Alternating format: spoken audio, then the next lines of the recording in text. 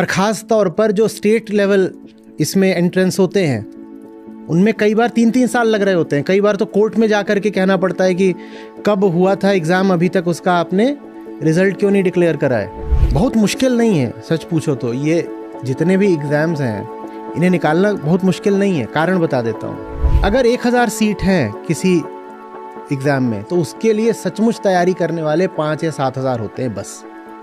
बाकी बस अपना वक्त ख़राब कर रहे होते हैं, तो बहुत कंपटीशन है नहीं। नमस्कार आचार्य जी। मतलब मैं कई महीनों से मेरी इच्छा थी कि मैं एक ऑफलाइन सेशन करूं और आज मैं बैठी हूं। भारत में the proportion of unemployed youth below the age of 30 years मतलब 54% इन 2009 से सर्च किया है पूरा 65% इन 2022। तो पता चला रीज़न था कि हाईली एजुकेटेड लोग इसी चक्कर में फंस जाते थे कि जितनी बड़ी डिग्री उतनी बड़ी नौकरी। तो और दूसरी तरफ अमंग द इलिटरेट पीपल पता चला कि अनएम्प्लॉयमेंट रेट्स मैक्सिमम 3.5% तक ही जाते हैं। तो रीज़न हमें पता है, बट इसका सल्यूशन क्या है? इसका सॉल्यूशन ये है कि एम्प्लॉयड लोगों को जो झुंझुने हम दे के रखते हैं ना, वो हटाने पड़ेंगे। भारत में जो सबसे बड़ा झुंझुना होता है वो सरकारी नौकरी का होता है।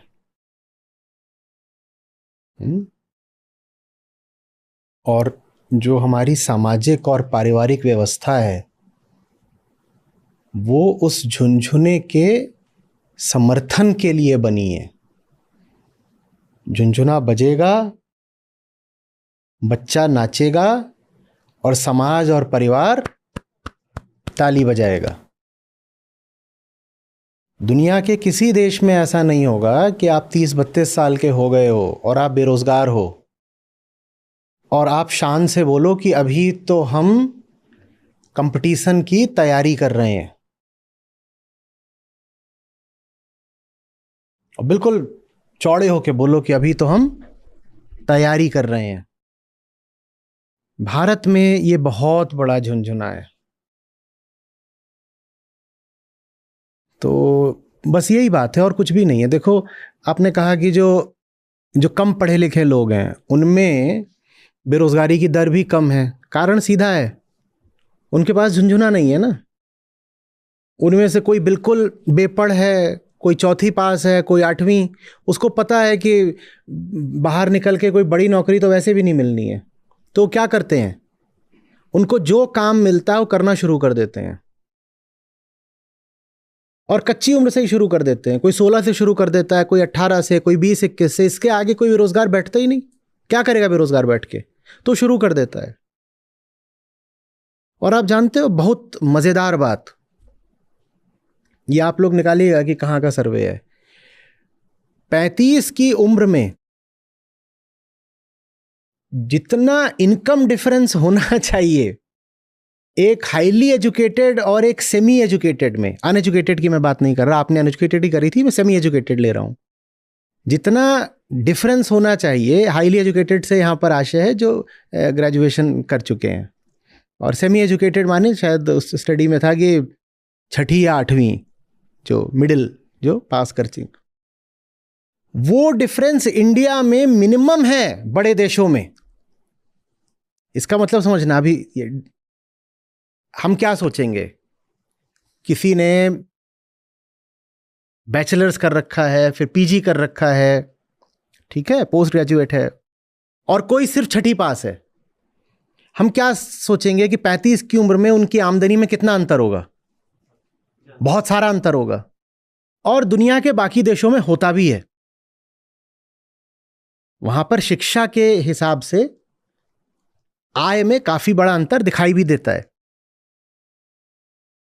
लेकिन भारत में जब एग्रीगेट लेवल पर लिया जाता है कि ये साहब, ये हमने एक 10 लाख लोगों का सैंपल ले लिया, उनमें से कोई 6ठी पास था, कोई 8वीं पास था, और ये हमने एक 10 लाख लोगों का और सैंपल ले लिया, ठीक है, उसमें कोई बीएससी वाला है, कोई एमटेक वाला है, कोई पीएचडी वाला भी है, उसको भी ले लिया। और 35 की उम्र में इन दोनों सैंपल्स की एवरेज इनकम कंपेयर करी गई, तो जो उसमें जो डिफरेंस आता है वो वर्ल्ड में मिनिमम है। इसका मतलब समझ रहे हो क्या है?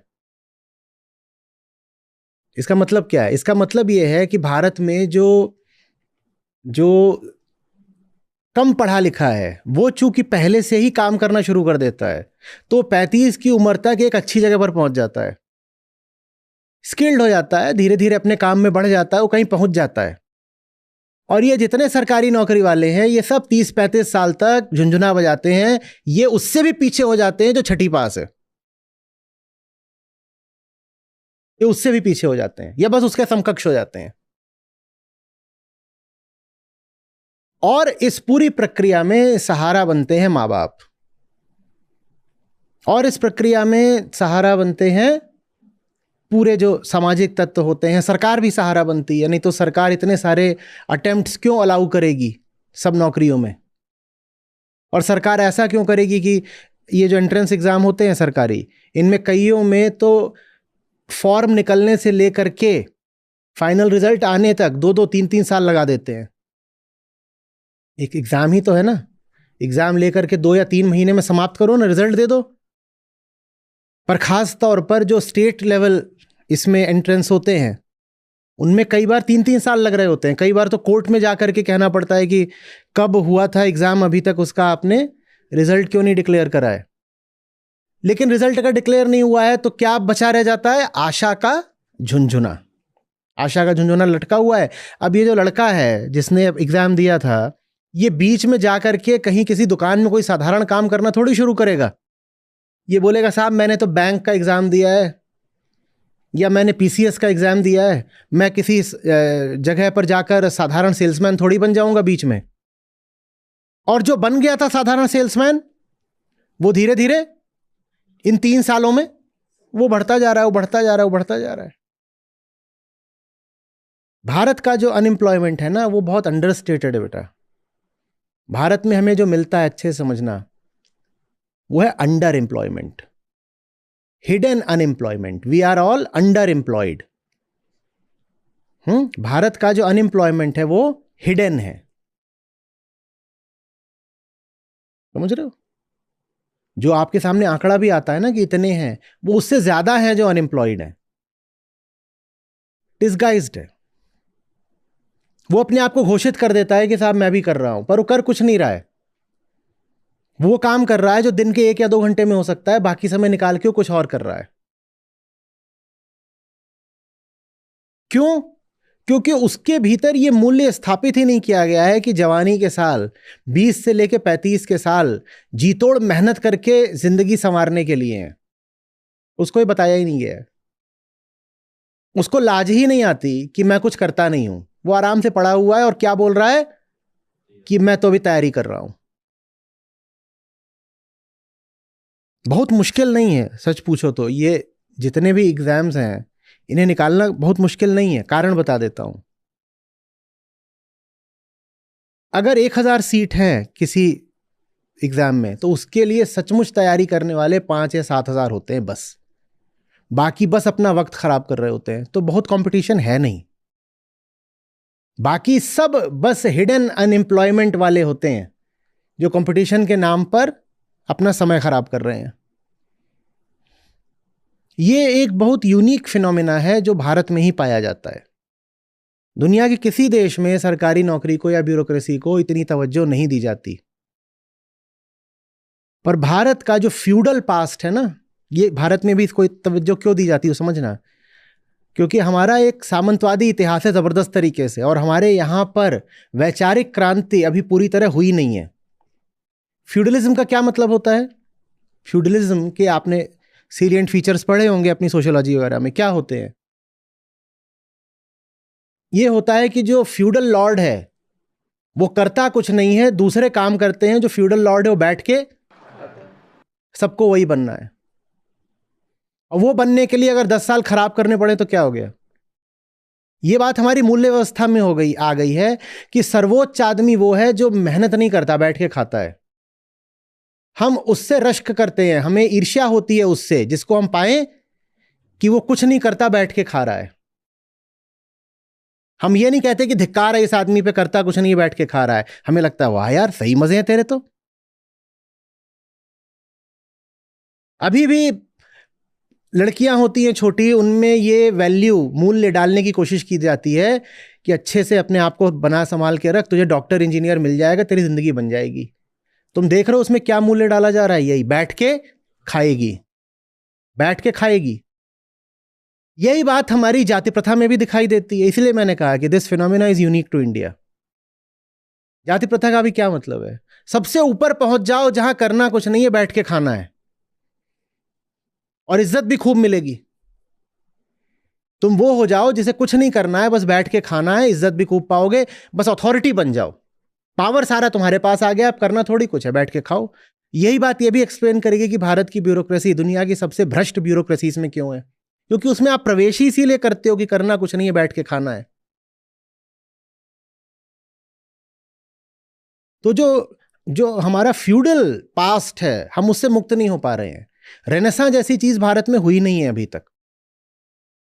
हमारे लिए जीवन की सबसे ऊंची बात यही हो सकती है कि भाई करता कुछ नहीं है, खाता है, और भले ही डिजर्व नहीं करता पर उसके पास पावर और अथॉरिटी पूरी है, राजा जी है। यह सबको राजा बनना है। यहां पर किसी को भी श्रम नहीं करना है, यहां सबको बस ऐश करनी है, ऐश्वर्य चाहिए सबको। हम क्या लोगों की मेहनत को पूजते हैं भारत में? नहीं पूजते ना। हम कहते हैं बस एक ऐसी जगह पालो जहां पहुंच गए एक बार तो फिर कोई मेहनत नहीं करनी पड़ेगी, चाहे वो जगह एक ट्रॉफी वाइफ की हो, चाहे वो जगह एक पॉलिटिकल पावर की हो, चाहे वो वजह अनअर्न्ड मनी की हो, चाहे वो वजह ब्यूरोक्रेटिक अथॉरिटी की हो।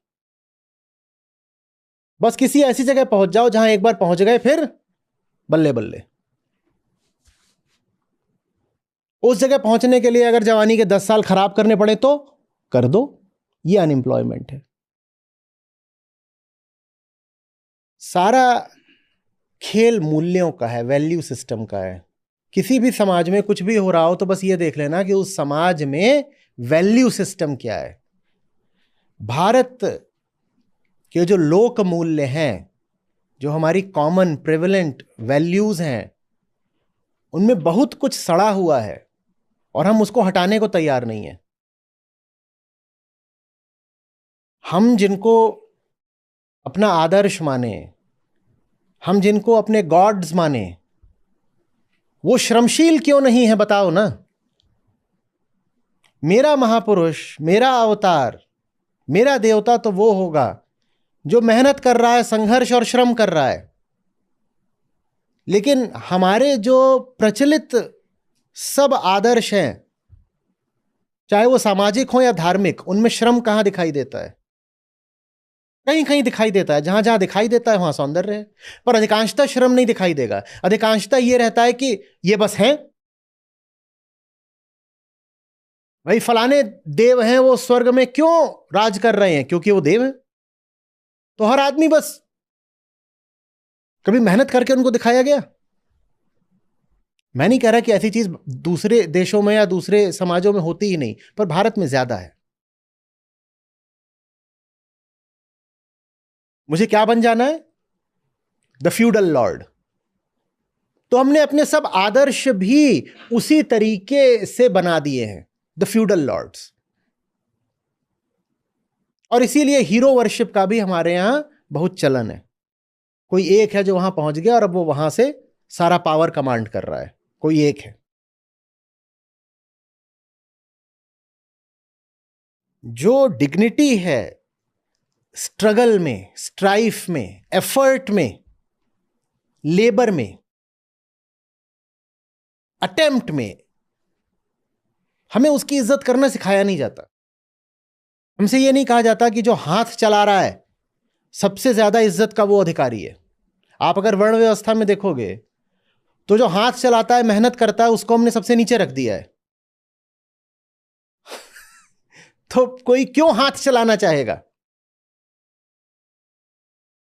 तो फिर हम हाथ नहीं चलाना चाहते, हम नहीं चलाना चाहते हाथ। हम श्रम को इज्जत देते ही कहां है? एक आदमी बहुत मेहनत करके कमाता है, ईमानदारी से बताइएगा, एक आदमी है बहुत मेहनत करके कमाता है और एक आदमी है जो बैठ के मुफ्त की रिश्वत की खाता है। ये समाज इज्जत ज्यादा किसको देता है? वो रिश्वतखोर को ही ज्यादा इज्जत मिलती है।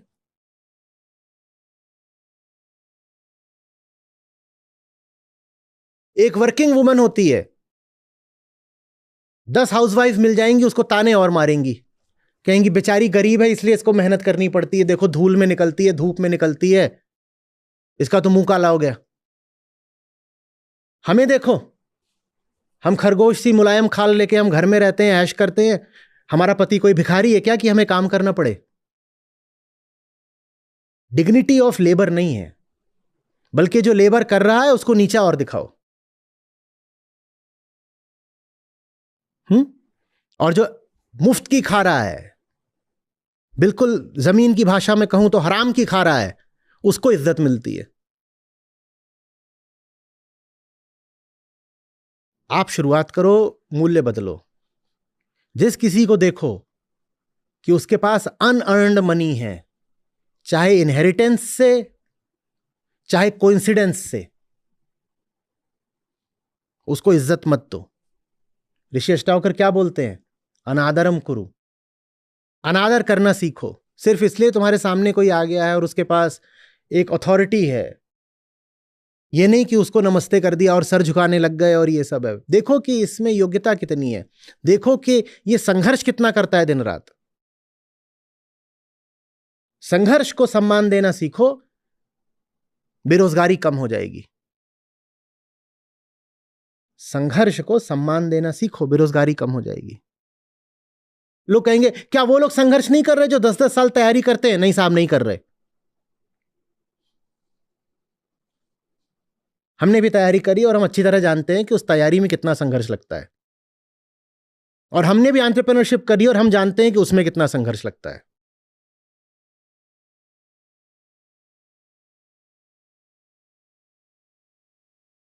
जब भारत संघर्ष को सम्मान देने लगेगा, आप पाओगे बेरोजगारी वगैरह गायब हो गई है। कोई बेरोजगार हो कैसे सकता है? क्या करने को कुछ नहीं है? बिल्कुल है, पर हम उसे छोटा काम बोल के करते नहीं है। और छोटा काम किस अर्थ में? कि इसमें पैसा नहीं है। हमारे पास काम को बड़ा या छोटा कहने का और तो कोई पैमाना होता भी नहीं ना। जिस काम में पैसा ना बह रहा हो, हमारी दृष्टि में वो छोटा हो जाता है। और कोई भी अच्छा काम आपको पैसा देने ही लग जाएगा, वो भी तुरंत, इसकी कोई गारंटी तो होती नहीं। तो हम फिर अच्छा काम करते भी नहीं।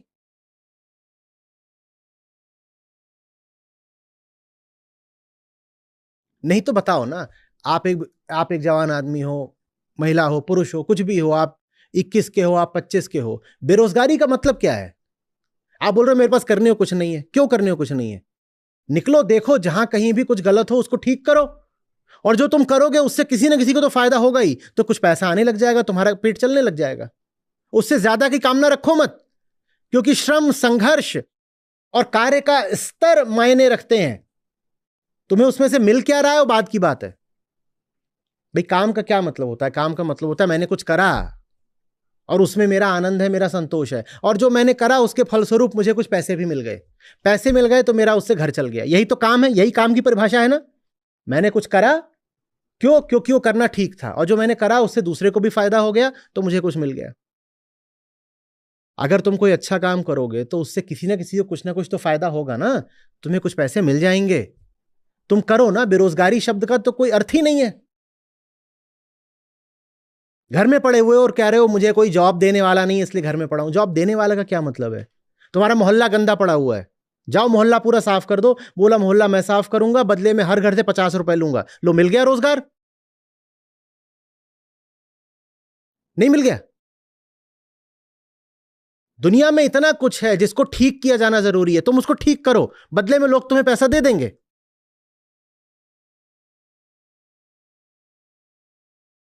काम भी अच्छा करोगे और तुम्हारा खर्चा भी चलेगा। अजी साहब इतना आसान नहीं होता है, ये जो लोग बोल रहे हैं ना इतना आसान नहीं होता बेटा। आप जहां बैठे हो मैं वहां बैठ के उठ भी चुका हूं, तो आप हमें मत बताइए कि आसान होता है कि कठिन होता है। मैं जो काम कर रहा हूं ये कोई इंडस्ट्री नहीं होती है, बस मुझे ये करना था, मैंने किया, और इससे जिनको लाभ हुआ वो मेरे साथ खड़े हो गए। उन्होंने कहा आप और करिए, आगे बढ़िए, आप जो कर रहे हो उससे हमें ही लाभ हो रहा है, हम आपको संसाधन देंगे, आप आगे बढ़िए।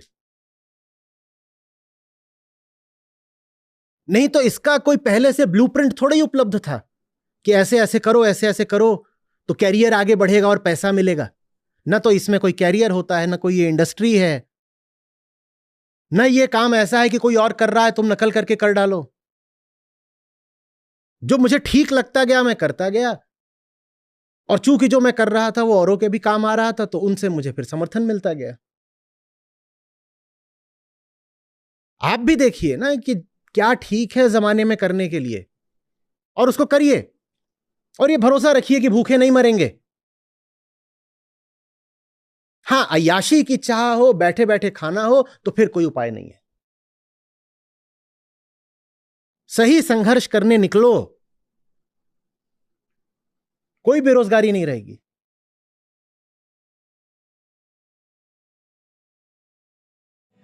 मोटी माया सब तजे, झीनी तजी न जाए। मोटी माया सब तजे, झीनी तजी न जाए। पीर पैगंबर औलिया, झीनी सबको खाए रे साधो, झीनी सबको खाए।